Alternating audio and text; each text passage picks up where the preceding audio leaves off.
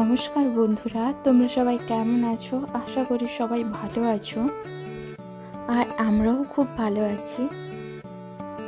তো আমরা আগের ভিডিওতে গান্ডিকোটা দেখিয়েছিলাম, এবার আমরা গান্ডিকোটা থেকে কোথায় যাচ্ছি সেটা একটু পরে জানাচ্ছি। তো আমরা গান্ডিকোটা দেখে বেরিয়ে পড়লাম আর একটা জায়গা যাওয়ার উদ্দেশ্যে।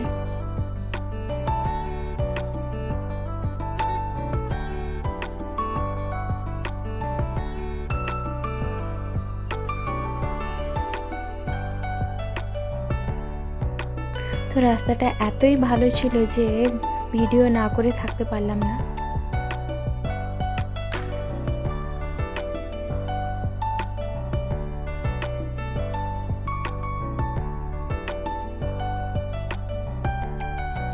তো যেতে যেতে আমরা দেখলাম সাই বাবার একটা বড় স্ট্যাচু।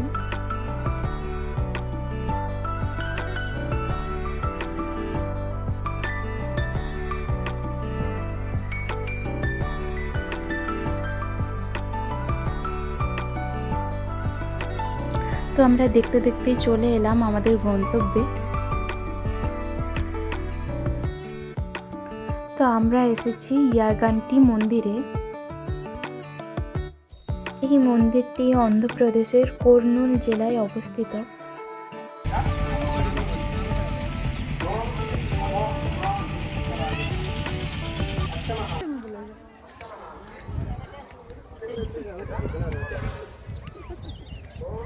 ये खाना लेके आएगा ना बस।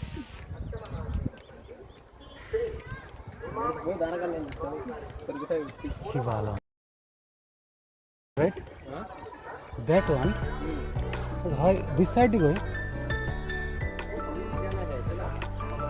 এই মন্দিরটি হচ্ছে অন্ধ্রপ্রদেশের শিবের সবচেয়ে বিখ্যাত মন্দিরগুলির মধ্যে একটি। এই মন্দিরটি 15 শতকে বিজয়নগর সাম্রাজ্যের সঙ্গমা রাজবংশের রাজা হরিহর বুক্কা রায় নির্মাণ করেছিলেন। তিনি মন্দির এবং তার আশেপাশে বেশ কয়েকটি কাঠামোর সমাপ্তি নিশ্চিত করেছিলেন।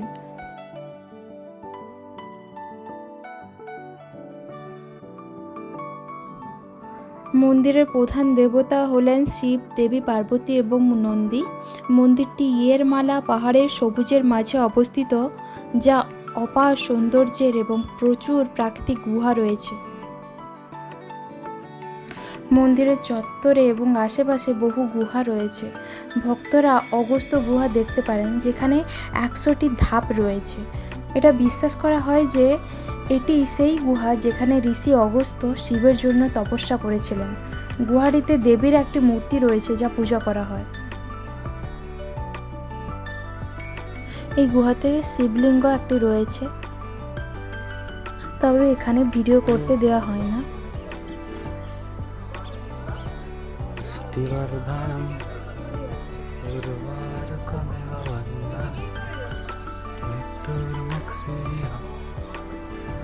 पवन एक अंदर जाने का रास्ता है, मैं वीडियो में देखा था। वो वाला नहीं है, दूसरा वाला। हाँ वो वाला क्लोज कर दिया। इधर भी रास्ता है, ये साइड में। हाँ इधर इधर है।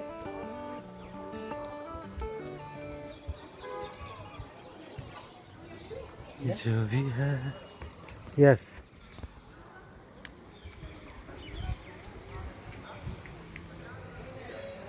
এটা হলো ভেঙ্কটেশ্বর গুহা।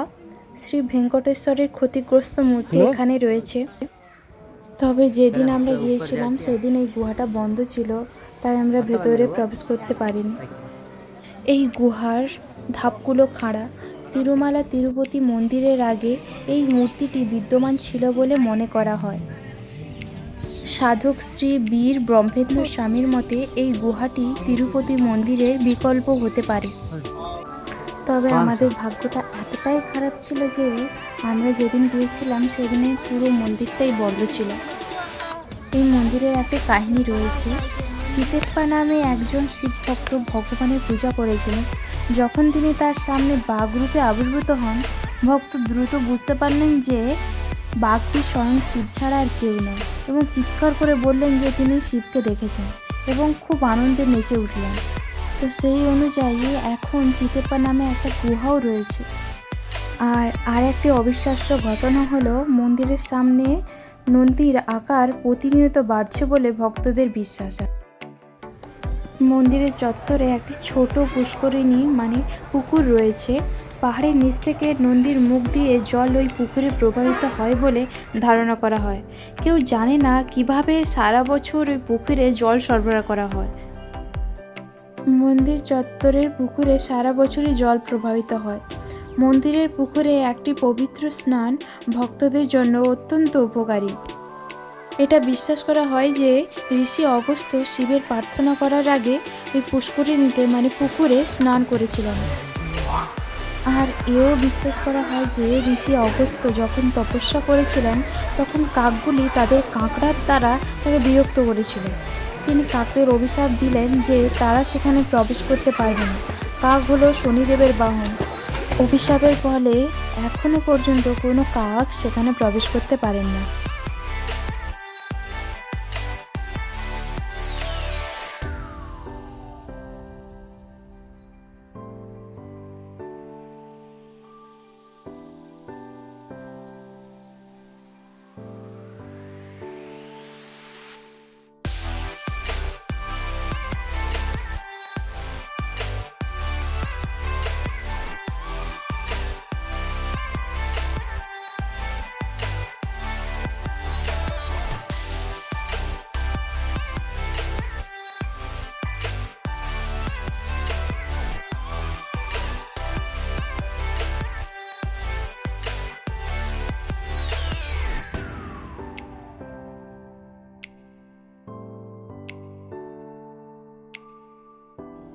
এখানে প্রতি বছর মহাশিবরাত্রি পালিত হয় এবং সমগ্র অন্ধ্রপ্রদেশ থেকে প্রচুর সংখ্যক ভক্ত এখানে আসেন।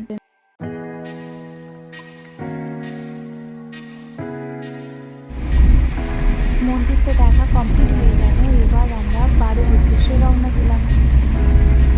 তো এখানেই আমি আমার ভিডিওটা শেষ করছি। তো ভিডিওটা কেমন হয়েছে তোমরা অবশ্যই জানাবে।